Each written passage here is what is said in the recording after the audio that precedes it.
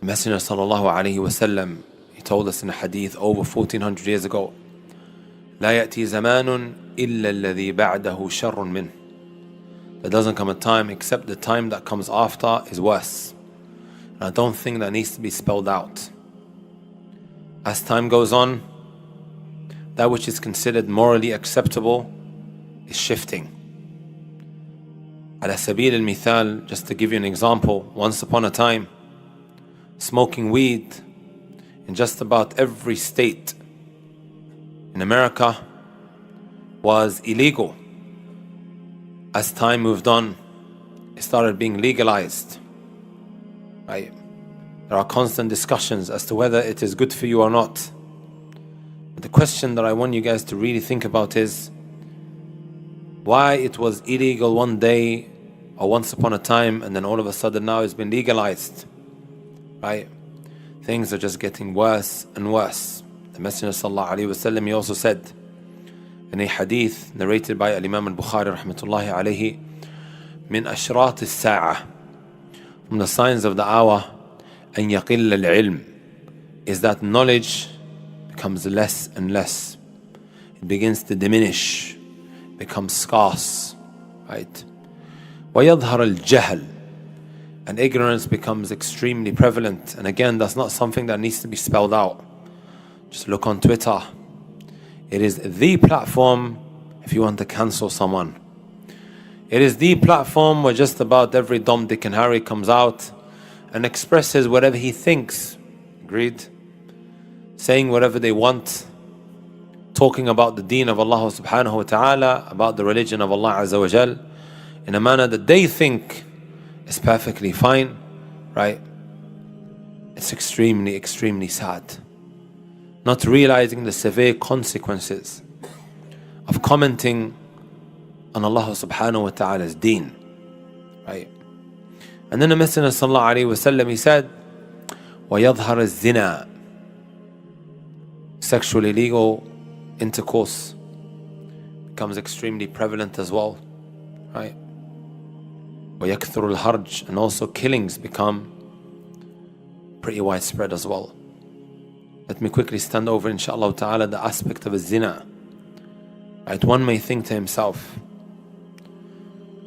look at these non-Muslims that go out partying on a Friday night.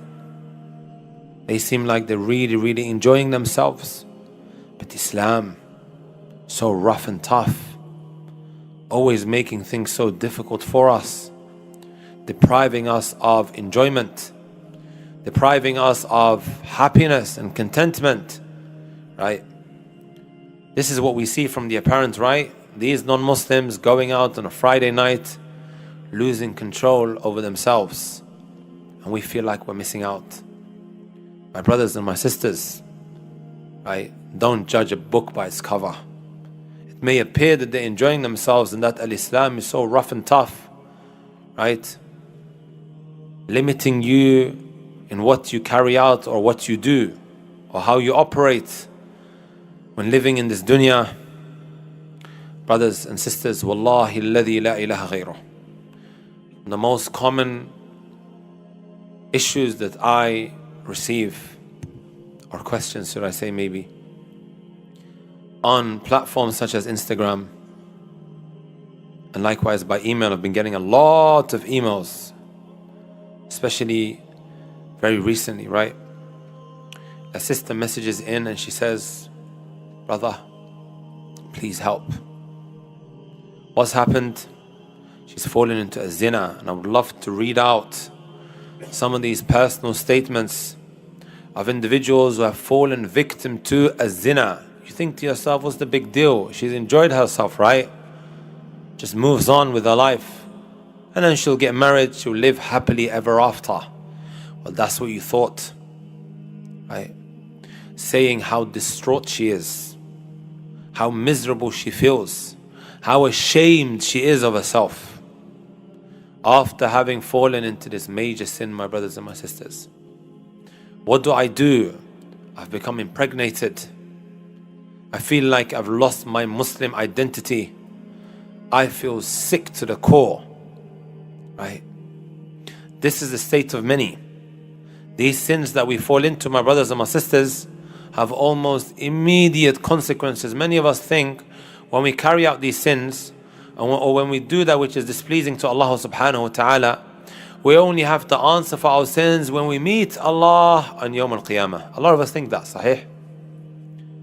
Almost instantly, my brothers and my sisters, right, we deal with these severe consequences. I'll just share two statements with you, inshaAllah ta'ala. Perhaps it may put a lot of things into perspective for us. And I'm hoping, inshaAllah ta'ala, we can take this away. The first statement, my brothers and my sisters, is a statement of Ibn al-Jawzi, rahmatullahi alayhi. He said, إِذَا غَرِقَ الْقَلْبُ فِي الْمُبَاحِ أَظْلَمُ. When the heart now begins to drown in that which is permissible, the heart begins to darken. You're thinking to yourself, he's doing something now which is permissible. We mentioned if he now begins to do it excessively. Let me ask you guys a question. Playing football is haram. It's not a trick question. I'm a bit of a baller myself, right? I had trials for West Ham once upon a time. Could have been playing for Dewsbury FC by now. Allahu A'lam. Shahid min al-kalam, playing football is not haram, brothers and sisters. As long as, of course, you're fulfilling the obligations of Allah subhanahu wa ta'ala upon you, it's permissible. But what now, my brothers and my sisters, if it starts becoming so excessive? You start doing it too much. Ibn al-Jawzi here is saying, right, that the heart begins to darken. Likewise, using social media, is it permissible? Is it permissible using social media? It's permissible. Again, no trick questions, guys. As long as you don't use TikTok, you're okay. That satanic app. Now someone's going to probably put their hand up saying, oh, but that's how I got to know you. Right? I don't even have an active TikTok account, brothers. And how many half-naked women did you see before you saw my reminder? And how many naked women did you see after you saw the reminder? So now, inshaAllah ta'ala, that you've come to the masjid, delete it. Move on to something else. It's a disease. Anyways, using social media is not haram. But when it becomes so excessive, right? Becomes so excessive, you'll begin to feel that your heart begins to darken. Right? And that's with anything that is permissible which becomes excessive. Likewise, reading the news is permissible. When it starts becoming too excessive, you're sitting in a cafe all day talking about politics or economics, right? Or that which is on the news, debating it. Your heart begins to darken. This is what Ibn al-Jawzi rahmatullahi alayhi is saying. Right? And then he says, فَكَيْفَ بِالْحَرَامِ. If that happens to your heart, when you do the permissible things excessively, then how about the haram? Right? What kind of impact that is have on your heart, my brothers and my sisters? Things are beginning to fall into perspective, right? Another statement that I would like to share. Malik ibn Dinar was from the righteous, pious of the past. He said, إِذَا رَأَيْتَ قَسَاوَةً فِي قَلْبِكَ. You begin to feel a hardness in your heart. وَوَهَنًا فِي بَدَنِكَ. And you begin to feel weak, right? وَحِرْمَانًا فِي رِزْقِكَ. You don't feel weak because you haven't eaten enough. No, you've had 3 meals that day.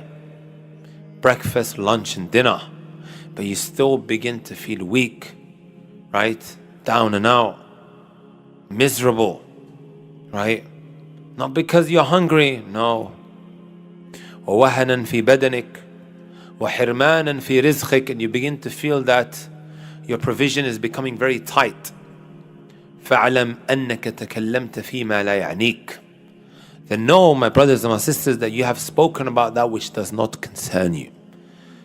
Speaking about that which doesn't concern you, my brothers and my sisters, is it the same as falling into a zina? Is it the same as smoking weed? Is it the same as murdering someone? Of course not. We know that the sins, they vary.